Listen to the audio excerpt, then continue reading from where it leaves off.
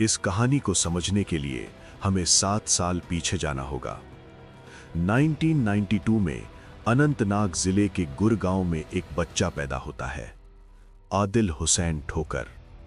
Normal बचपन, school की पढ़ाई। 2018 में एमए कंप्लीट करके टीचिंग करने लगता है। लेकिन एक चीज थी अजीब, जब भी कोई आतंकवादी मारा जाता, आदिल उसके जनाजे में जरूर जाता था। 29 अप्रैल 2018 को आदिल अपने घर वालों से झूठ बोलता है, मुझे एग्जाम के लिए बटगांव जाना है। वो घर से निकलता है और गायब हो जाता है। मां शहजादा बानो पुलिस स्टेशन में मिसिंग रिपोर्ट दर्ज कराती हैं। लेकिन सच्चाई कुछ और थी। आदिल ने पहले से ही प्लानिंग कर रखी थी। उसने अप्रैल 2018 में ही पाकिस्तान का स्टूडेंट वीजा अप्लाई कर दिया था। और चौंकाने वाली बात, पाकिस्तान ने उसे तुरंत वीजा दे दिया। मई 2018 में आदिल वैलिड पासपोर्ट और वीजा लेकर अटारी वाघा बॉर्डर से पाकिस्तान पहुंच जाता है। पाकिस्तान पहुंचते ही आदिल का फोन बंद हो जाता है। सीधा लश्कर ए तैयबा की लीडरशिप से मिलता है। मुजफ्फराबाद के सवाई नाला में एलओसी से सिर्फ 30 किलोमीटर अंदर एक टेरर कैंप है। यहीं से आदिल की ट्रेनिंग शुरू होती है। दौराए सूफा, दौराए आम, दौराए खास, हर तरह की कॉम्बैट ट्रेनिंग। लेकिन आदिल अकेला नहीं था। उसी कैंप में पाकिस्तान आर्मी का एक एलीट एसएसजी पैरा कमांडो भी ट्रेनिंग करा रहा था। नाम था हाशिम मूसा। ये कोई रेगुलर आतंकवादी नहीं था। ये पाकिस्तान की स्पेशल फोर्सेस का ट्रेंड कमांडो था, जिसे आर्मी ने लोन पर लश्कर ए तैयबा को दे दिया था। एनआईए की इन्वेस्टिगेशन में साफ साफ सामने आया, मूसा पाकिस्तान मिलिट्री का एक्टिव सर्विसमैन था। और तीसरा आतंकवादी अली भाई, पाकिस्तानी सिटीजन। ये तीनों, आदिल, मूसा और अली भाई, अगले 7 सालों तक तैयार होते रहे एक ऐसे हमले के लिए जो पूरे कश्मीर को हिला देगा। लेकिन इन तीनों की ट्रेनिंग के बीच एक बड़ी घटना होती है। 5 अगस्त 2019 भारत सरकार कश्मीर से आर्टिकल 370 हटा देती है। पाकिस्तान के लिए यह बड़ा झटका था। इधर आर्टिकल 370 हट गया, उधर मिलिट्री एक्शन की हिम्मत नहीं थी। और सबसे बड़ी दिक्कत, FATF financial action task force ने पाकिस्तान को ग्रे लिस्ट कर दिया था। पुलवामा हमले के बाद दुनिया की नजर लश्कर ए तैयबा और जैश ए मोहम्मद जैसे टेरर ग्रुप्स पर थी। खुलेआम ये संगठन अब काम नहीं कर सकते थे। तो पाकिस्तान ने क्या किया? एक नया गेम शुरू किया। अक्टूबर 2019 में एक नया टेरर आउटफिट बनाया गया, द रेजिस्टेंस फ्रंट या TRF। प्लान सिंपल था, नाम बदलो, चेहरा बदलो, लेकिन काम वही पुराना। TRF को ऐसे बनाया गया कि दुनिया को लगे ये एक लोकल कश्मीरी ग्रुप है, कोई पाकिस्तानी कनेक्शन नहीं। लेकिन असलियत में TRF के सारे ऑपरेशंस वही पुराने लश्कर और जैश के लोग संभाल रहे थे, बस नाम बदला था। TRF का हेड बनाया गया मोहम्मद अब्बास शेख, कुलगाम का रहने वाला। 1996 से लश्कर के साथ जुड़ा था। और उसके साथ था शेख सज्जाद गुल, MBA किया हुआ, दिल्ली में एक बार ITX के साथ पकड़ा भी गया था। ये TRF की असली लीडरशिप थी। और जो ओवरग्राउंड वर्कर्स का नेटवर्क संभाल रहा था, फारूक अहमद। ये आदमी POK के मुजफ्फराबाद से कश्मीर का पूरा OGW नेटवर्क कंट्रोल करता था और LOC क्रॉस करवा के आतंकवादियों को कश्मीर में घुसाने का काम भी यही करता था। ऐसे ही बार बार ऐसे हमले किए जाने लगे। TRF बनने के बाद छोटे छोटे हमले शुरू हुए। नॉन लोकल्स को टारगेट किया जाने लगा। लाल चौक में हमला, अजय पंडिता जी को मारा, आकाश मेहरा को मारा। लेकिन 23 अगस्त को TRF को बड़ा झटका लगा। श्रीनगर के अलोची बाग में TRF का head Mohammad Abbas Sheikh cricket match खेल रहा था। जम्मू कश्मीर पुलिस वहीं पहुंची और उसे एनकाउंटर में मार दिया। तुरंत शेख सज्जाद गुल को TRF का नया हेड बना दिया गया। अब असली गेम शुरू होने वाला था। 2023-24 तक कश्मीर में तेजी से बदलाव हो रहा था। 2018 में जहां 1458 स्टोन पेल्टिंग के केसेस थे, 2023 में सिर्फ 44। 2018 में 8.5 लाख टूरिस्ट आए, 2024 में 43 लाख। डोमिसाइल लॉ आ गया था, बाहर के लोग भी कश्मीर में सेटल हो सकते थे। होटल्स फुल थे, पोनी राइडर्स बिजी थे, कश्मीर में पैसा आ रहा था और टीआरएफ का असली टारगेट यही था, इस ट्रेड को रोकना। अगस्त 2024 कतर के दोहा में एक मीटिंग होती है। लश्कर तैयबा का हेड सैफुल्ला कसूरी हमास के लीडर खालिद मशाल से मिलता है। उस वक्त किसी ने ध्यान नहीं दिया, लेकिन 5 फरवरी 2025 को इतिहास में पहली बार हमास की लीडरशिप पीओके में कदम रखती है। रावलकोट के शहीद साबिर स्टेडियम में कॉन्फ्रेंस होती है। नाम Kashmir solidarity and Hamas operation Al Aqsa flood conference. Bharat के खिलाफ जहर उगला जाता है। रिपोर्ट्स आती हैं हमास ने यहां टैक्टिक्स शेयर की, एन्क्रिप्टेड कम्युनिकेशन के तरीके, सिविलियन टारगेटिंग की रणनीति। और ठीक एक हफ्ते बाद एक अमेरिकन सैटेलाइट कंपनी को अचानक पहलगाम की हाई रेजोल्यूशन इमेजेस की डिमांड डबल हो जाती है। मैक्सार टेक्नोलॉजीज, ये कंपनी 15 से 30 सेंटीमीटर साइज की सैटेलाइट इमेजेस बेचती है। इतनी डिटेल्ड इमेजेस कि जमीन पर छोटी से छोटी चीज दिख जाए। ये इमेजेस टैक्टिकल वेपन की तरह काम करती हैं, इसलिए ये सिर्फ अप्रूव्ड गवर्नमेंट एजेंसीज को ही दी जाती हैं।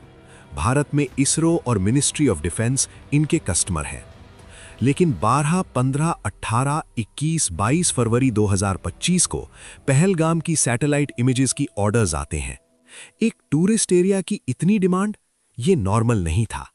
तहकीकात में पता चला, जून 2024 में एक Pakistani company business systems intelligence (BSI) ने मैक्सार टेक्नोलॉजीज के साथ पार्टनरशिप कर ली थी।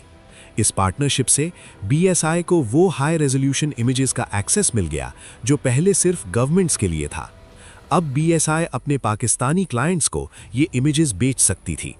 और BSI का फाउंडर था उबैदुल्ला सैयद। ये शख्स पहले भी पकड़ा जा चुका था। अमेरिकी कोर्ट ने इसे सजा दी थी क्योंकि ये न्यूक्लियर रिसर्च के लिए high performance computing equipment illegally Pakistan atomic energy commission को एक्सपोर्ट कर रहा था। फरवरी में हमास की मीटिंग, फरवरी में पहलगाम की सैटेलाइट इमेजेस की डिमांड डबल हो जाती है और फिर मार्च में अनाउंसमेंट, पीएम नरेंद्र मोदी 19 अप्रैल को कश्मीर आएंगे वंदे भारत की इनॉग्रेशन के लिए। पूरा पजल फिट हो रहा था। सितंबर 2023 हाशिम मूसा और अली भाई कठुआ सांबा सेक्टर से LOC क्रॉस करके कश्मीर में घुसते हैं। OGWs की मदद से खारी माहौर और बसंतगढ़ के सेफ हाउसेज में छिपते हैं। मूसा की ट्रेनिंग कमाल की थी। कई दिन बर्फ में, जंगल में बिना किसी सपोर्ट के रह सकता था। प्लान था, अब कश्मीर में जो भी बड़े हमले होंगे, मूसा उन्हें लीड करेगा।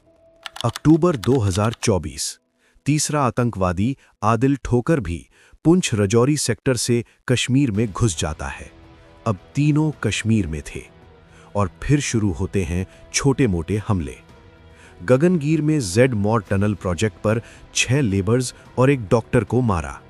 देरा की गली में हमला, नॉन लोकल्स को टारगेट किया जा रहा था।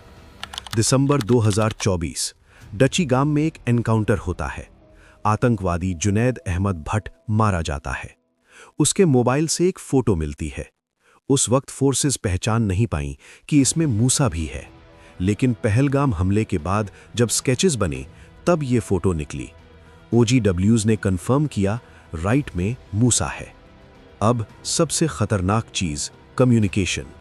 26/11 मुंबई हमले में थुराया सैटेलाइट फोन यूज हुए थे, वो पकड़े गए थे। इस बार पाकिस्तान मिलिट्री ने अल्ट्रा सेट्स दिए। हुआवी, जो भारत में बैन है, की special phones Mate 60 Pro P60 series. इनमें इंटरनल सैटेलाइट एंटेना और स्पेशलाइज्ड चिप थी। बिना इंटरनेट के ये फोन्स चाइना के टियानटोंग 1 सैटेलाइट नेटवर्क से कनेक्ट हो जाते थे।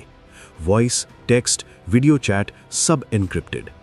जब मूसा और अली भाई कश्मीर में बैठकर आपस में बात करते थे सिग्नल भारतीय सेल्युलर और सैटेलाइट सर्वेलेंस को बाईपास करके चाइना की सैटेलाइट से होते हुए पाकिस्तान के सर्वर में जाते थे, पूरी तरह अनट्रेसेबल। 2023 में सुरनकोट एनकाउंटर में एक बार ये अल्ट्रासेट हाथ लगा था। वेस्टर्न कंट्रीज को भेजा गया लेकिन क्रैक नहीं हो पाया।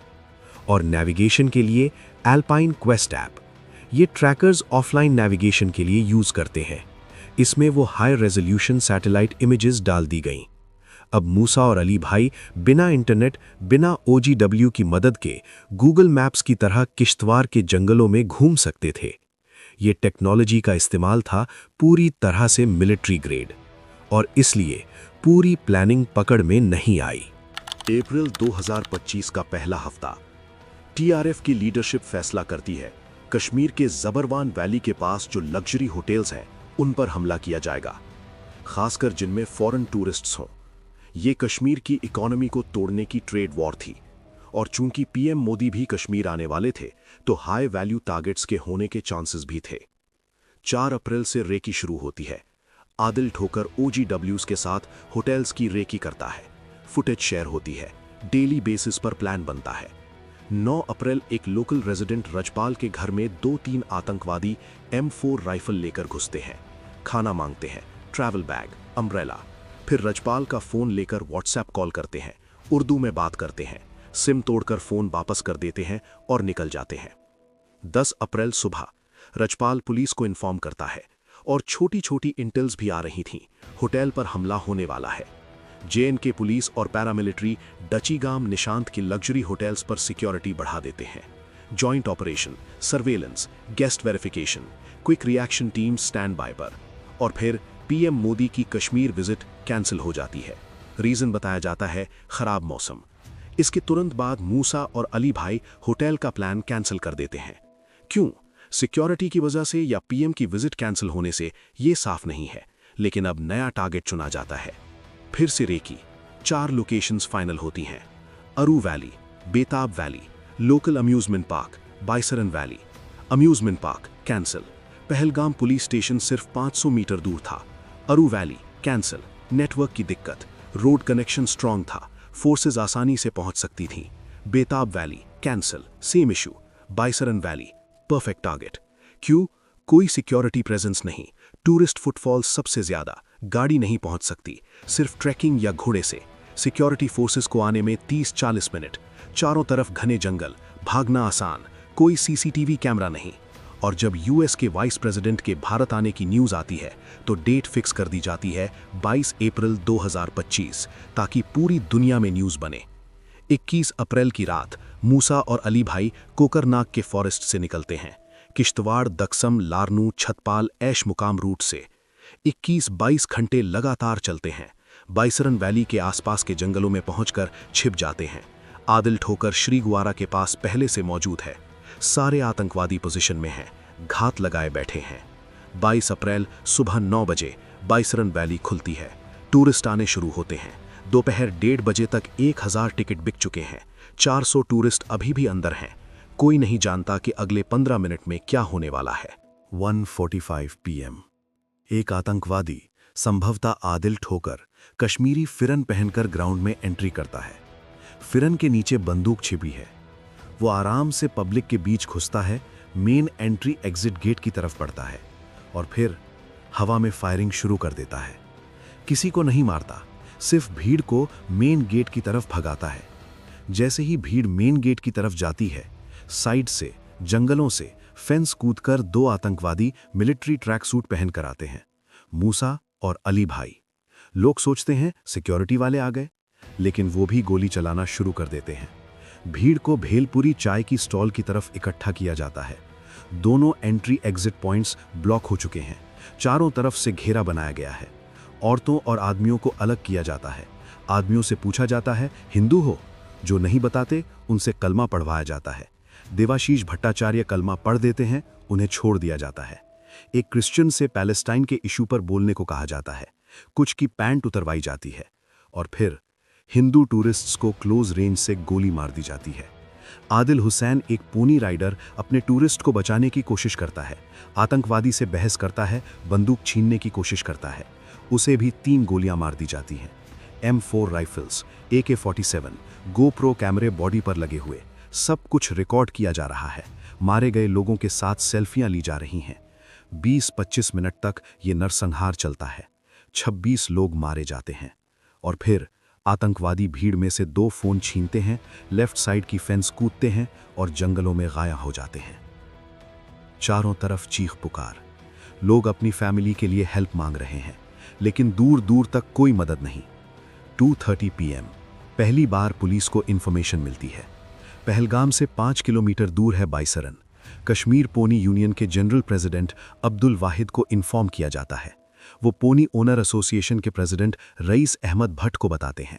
रईस अकेले ही भागता है बाइसरन की तरफ। रास्ते में जो मिलता है साथ ले लेता है। जंगल से शॉर्टकट लेकर फोर्सेस से पहले पहुंच जाता है। सिर्फ 5-6 लोग मदद के लिए पहुंचे थे, वो भी प्रोफेशनल नहीं थे। पोनी पर बिठाकर जैसे तैसे रेस्क्यू कर रहे थे। फिर सीआरपीएफ की 116th बटालियन के कमांडेंट राजेश कुमार अपनी 25 लोगों की टीम के साथ पैदल भागते भागते पहुंचते हैं। रेस्क्यू ऑपरेशन शुरू होता है। हेलीकॉप्टर आते हैं। टीआरएफ हमले की जिम्मेदारी लेती है। रीजन, डोमिसाइल इशू के खिलाफ प्रोटेस्ट। 26 बेगुनाह लोगों की जानें चली गईं। और वो 3 जो बंदूकें चला रहे थे, मूसा, अली भाई, आदिल, आज भी जिंदा हैं, किश्तवाड़ के जंगलों में छिपे हुए। पहलगाम हमला कोई आइसोलेटेड घटना नहीं थी। ये 7 साल की प्लानिंग का नतीजा था। पाकिस्तान आर्मी के कमांडो, लश्कर तैयबा की फंडिंग, हमास की tactics, Chinese technology, American satellite images, सब कुछ मिलकर एक जाल बुना गया और 25 बेगुनाह लोगों की कीमत चुकानी पड़ी। आज भी सर्च ऑपरेशन जारी है। OGWs पकड़े जा रहे हैं, उनके घर ढाए जा रहे हैं, लेकिन असली गुनहगार वो 3 जिन्होंने बंदूकें चलाईं अभी भी बचे हुए हैं। 25 अप्रैल को UN सिक्योरिटी काउंसिल ने प्रेस स्टेटमेंट इशू किया। पहले ड्राफ्ट में TRF का नाम था। पाकिस्तान ने अपोज किया, चाइना ने सपोर्ट किया। TRF का नाम हटा दिया गया और पाकिस्तान ने अपनी पार्लियामेंट में फख्र से कहा, हमने TRF का नाम नहीं आने दिया। पहलगाम सिर्फ एक जगह का नाम नहीं है, ये एक चेतावनी है कि आतंकवाद सिर्फ बंदूकें नहीं होती, वो सैटेलाइट्स होती हैं, टेक्नोलॉजी होती है, इंटरनेशनल कॉन्स्पिरेसीज होती हैं। और जब तक हम जागरूक नहीं रहेंगे, ये खतरा खत्म नहीं होगा। 26 शहीदों को श्रद्धांजलि और एक वादा, उनकी कुर्बानी हम कभी नहीं भूलेंगे। जय हिंद, जय भारत।